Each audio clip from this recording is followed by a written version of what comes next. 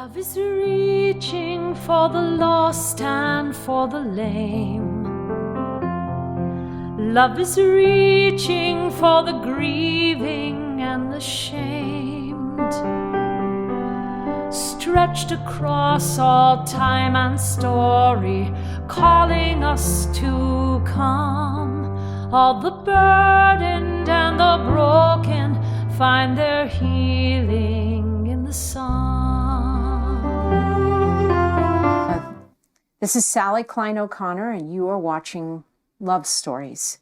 And today I have a very dear friend and special guest, Rabbi Sylvester of Temple Aviv, Judea. Thank you for coming, Corey. It's always a pleasure. Always. We go back a ways. We do. Yes. We go back a bit. And today I wanted to start off by sharing a passage in Ezekiel that actually talks about the origin of the Jewish people, the story between the Jewish people and God from the perspective of God. And he's the one telling the story through Ezekiel's voice, so to speak.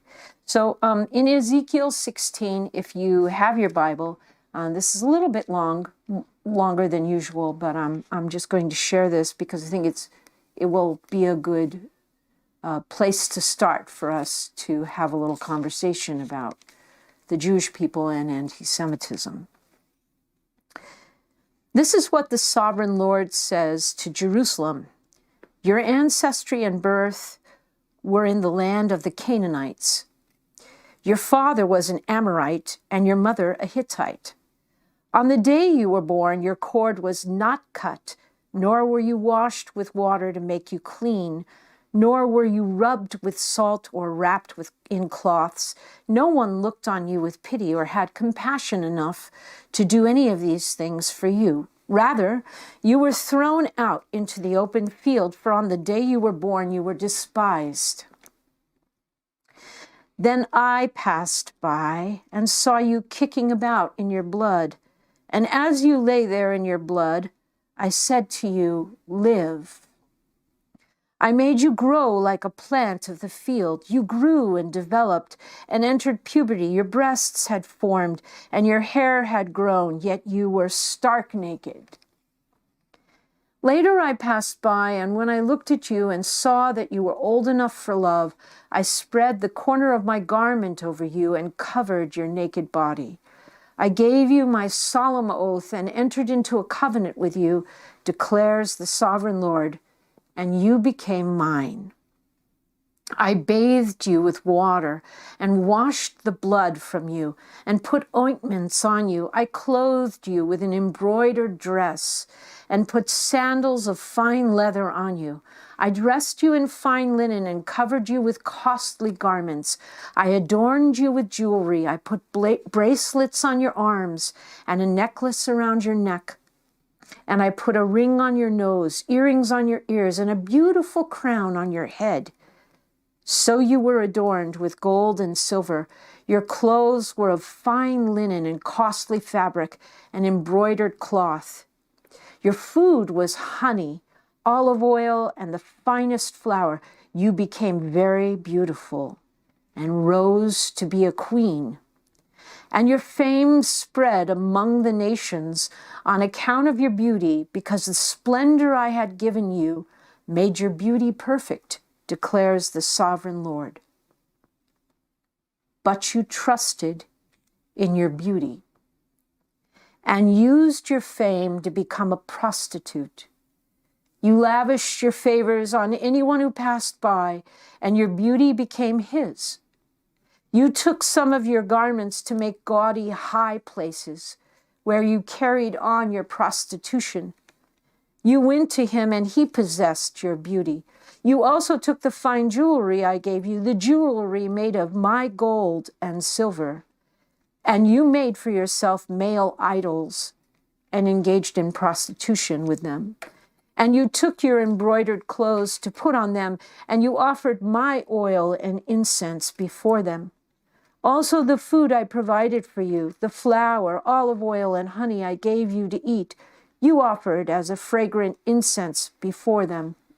This is what happened, declares the sovereign Lord. And you took your sons and daughters, whom you bore to me, and sacrificed them as food to the idols. Was your prostitution not enough? You slaughtered my children and sacrificed them to the idols. In all your detestable practices and your prostitution, you did not remember the days of your youth when you were naked and bare, kicking about in your blood. I don't know about you, Corey, but for me, it's a very sobering passage, because on one hand, God raised up a beautiful people, and we were despised. We were not wanted. And God called us to himself, and he clothed us and covered us and washed us and adorned us, and we forsook him. You know, and it's very sobering, you know, that story. I love this story too. And I saw this as a love story between God and a people called Israel. And he had high hopes for them. But when he made his vows to his people, like in a marriage, they're forever. And no matter the ups and downs of the people, the tragedies, the prostitution, the harlotry, but God is going to renew that and restore that covenant he has. He never breaks a covenant. And he loves his people. So he's going to, he raised this people up. Yeah. Made her like a queen. Right. A bride. And she soiled her clothes. But doesn't mean that God has forsaken them. And he is going to restore them. This is a promise. God cannot go beyond and break a promise, or break a covenant. He loves his people. They have made a lot of errors, and they have paid dearly for it. Paid dearly.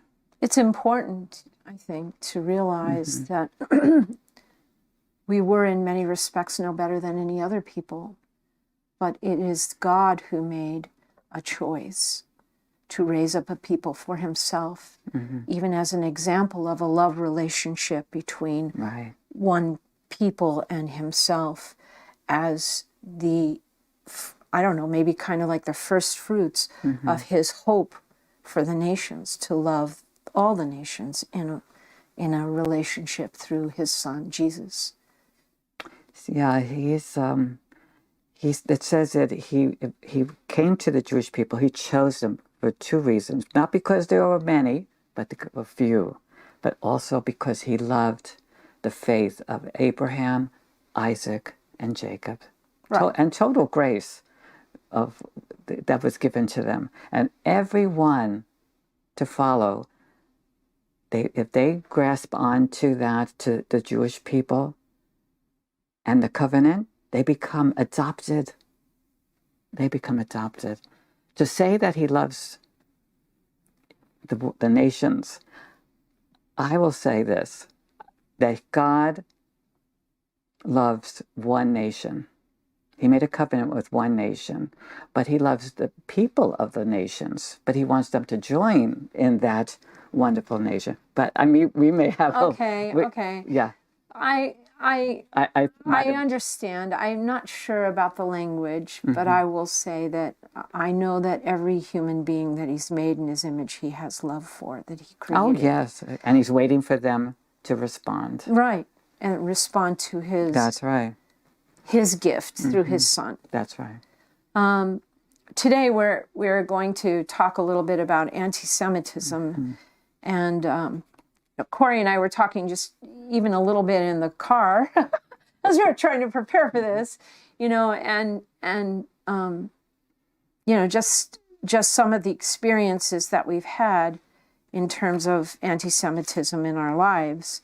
I was going to share one thing, just I was in Poland a few years ago doing a special project, a tour of roses, and at the end of my time of handing out the roses on the last day, I went into the souvenir store that everybody said was so great. You know, it was like the best souvenir store. They had hand-carved wooden, you know, gifts and things like that, you know, very, very very Polish, as opposed to like, you know, more generic. And so I went in the store because it was right nearby, and I was in there with some Polish friends, and they were translating for me. But the first thing that caught my eye when I walked into the store were these wooden figures, and they were very beautifully done.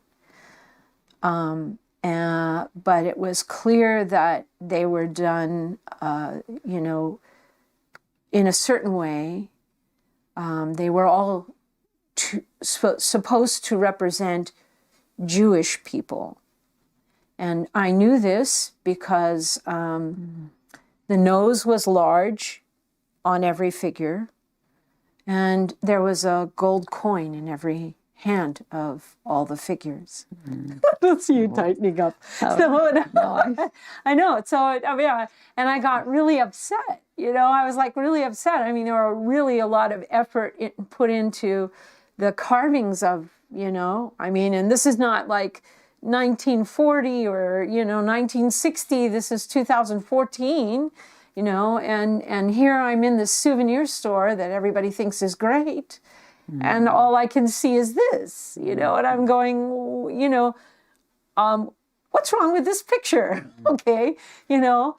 So I thought very hard, you know, because I'm in a place where I'm representing, you know, reconciliation and healing, and I'm in this store with these, you know, figures that are supposed to represent the Jewish people, all carved to perfection, mind you, and all with Jewish coins and large noses. And if it was a man, a yarmulke, you know, and I'm like, do I say something or do I not say something?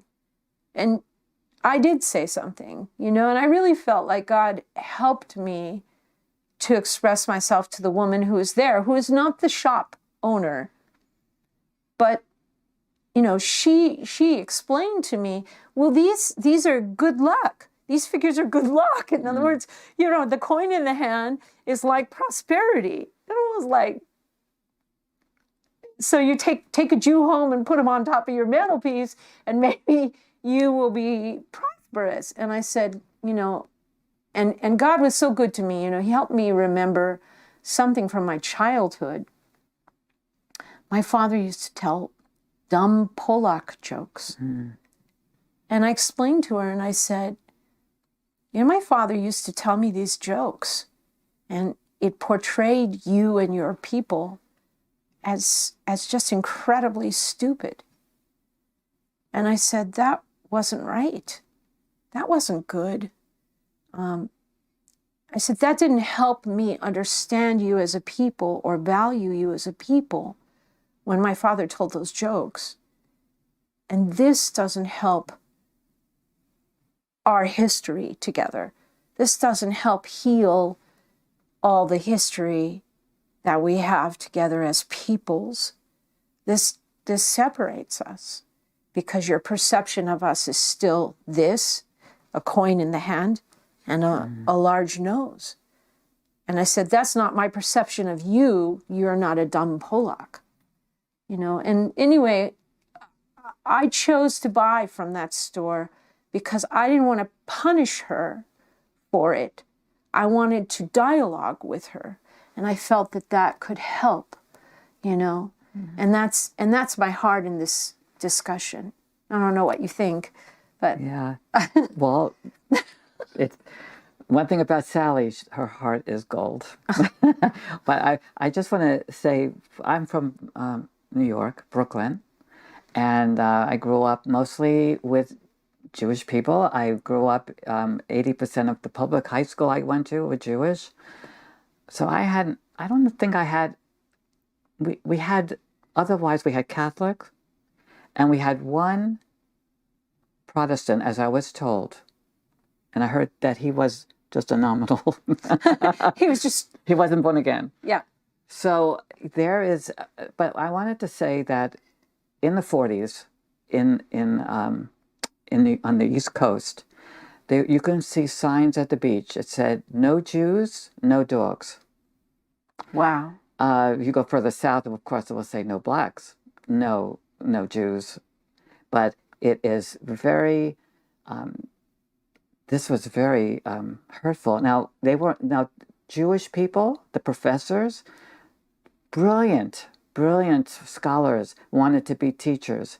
They wanted to go to Harvard. They wanted to go to teach at Yale. They wanted to teach at Princeton.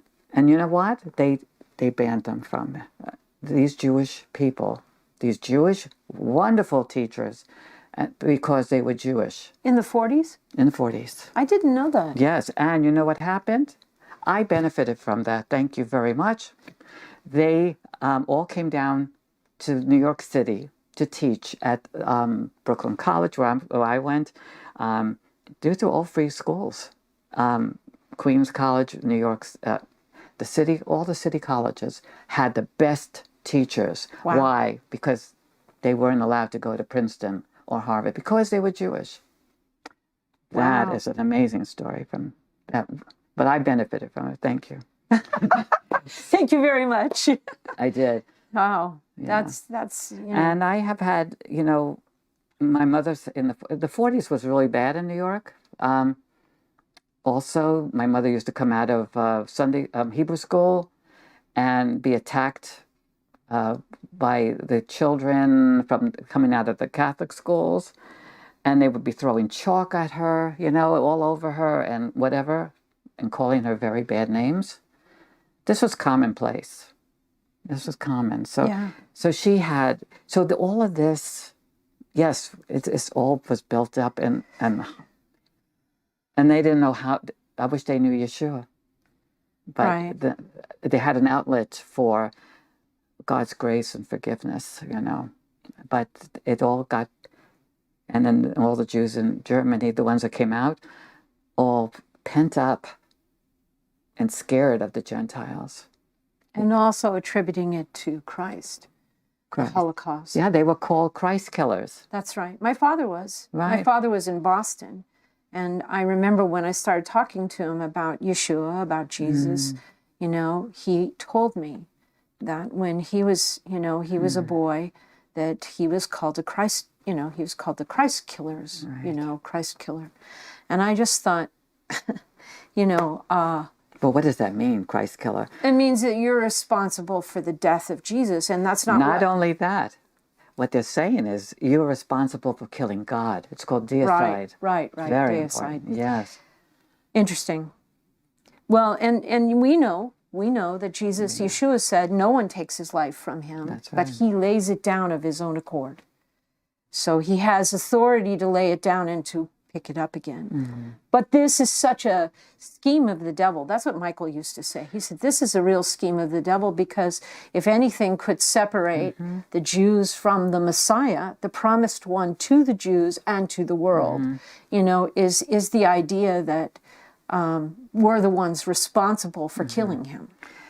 I want to say this. I know we want to see it on both sides and everything, but I just want to state right here that it is demonic. Anti-Semitism is demonic. It's from the devil.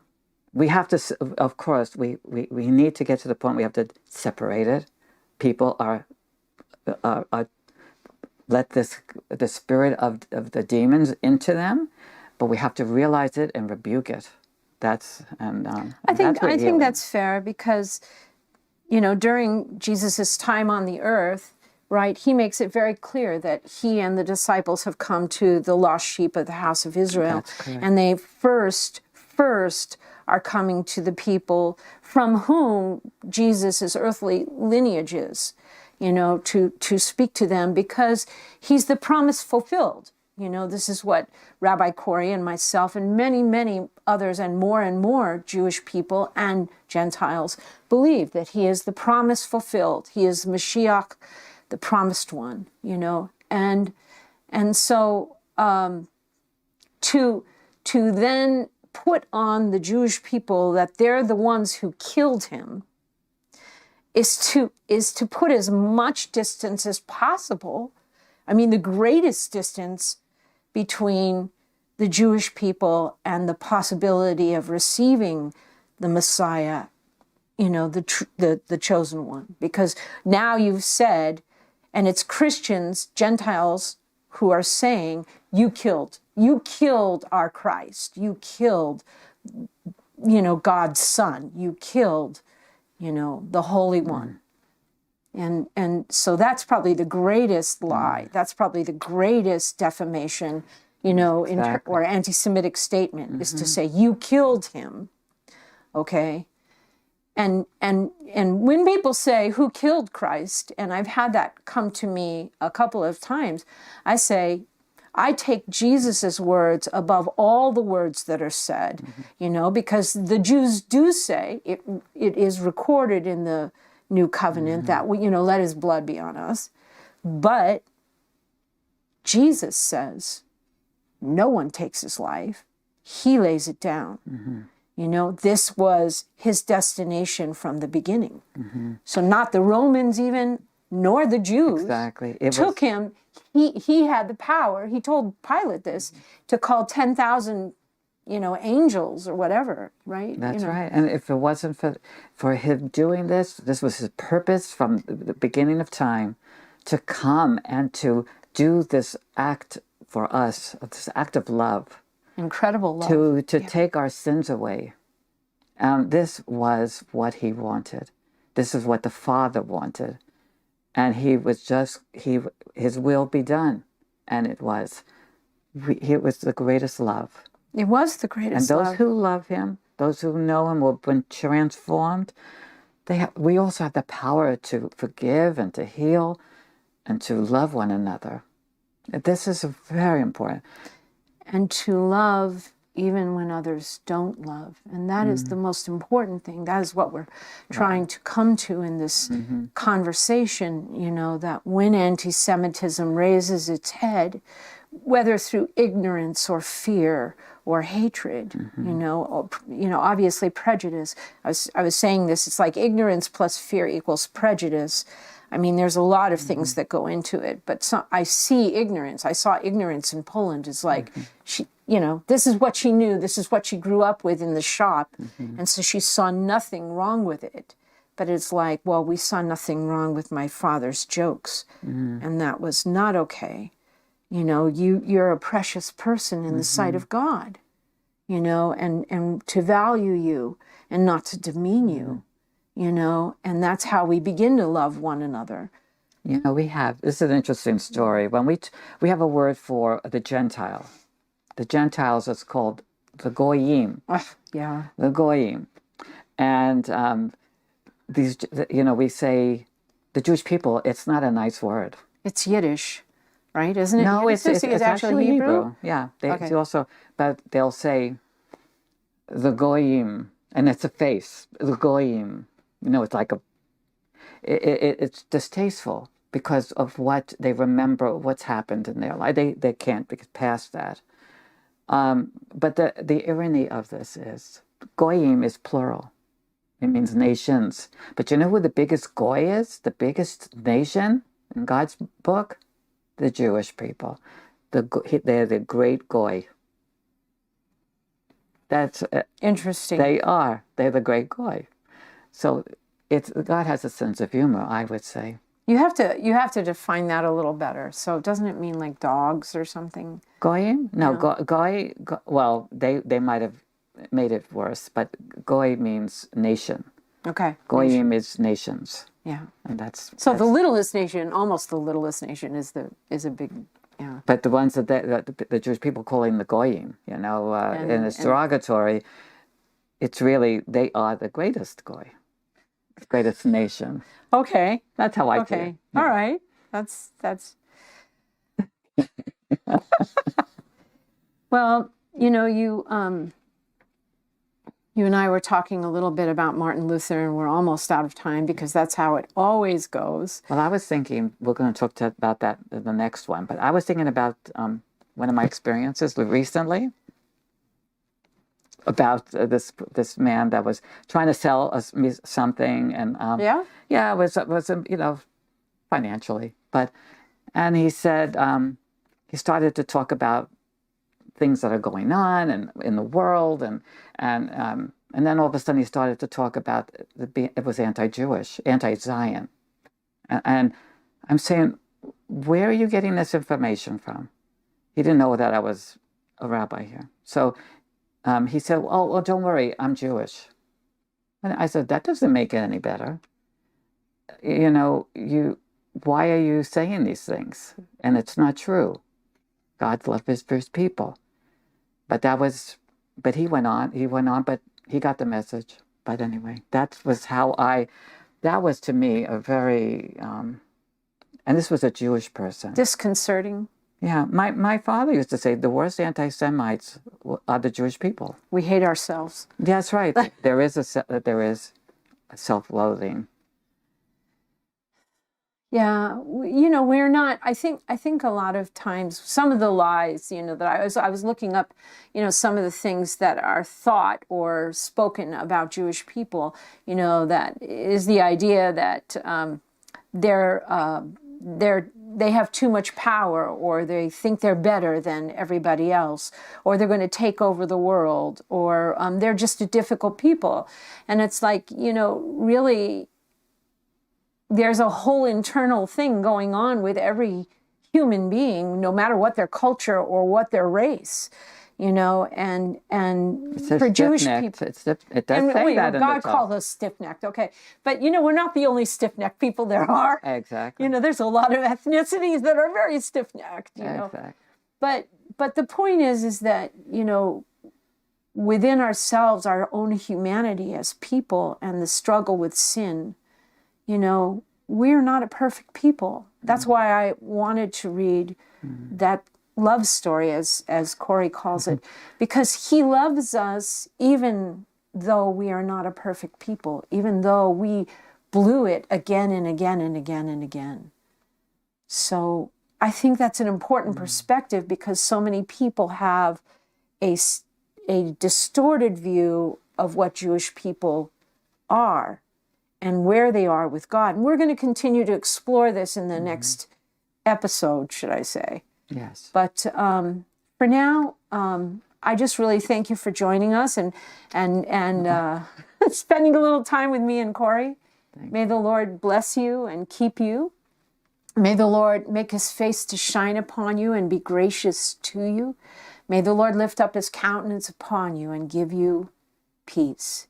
This is Sally Klein O'Connor with my good friend Corey Sylvester, and you've been watching Love Stories.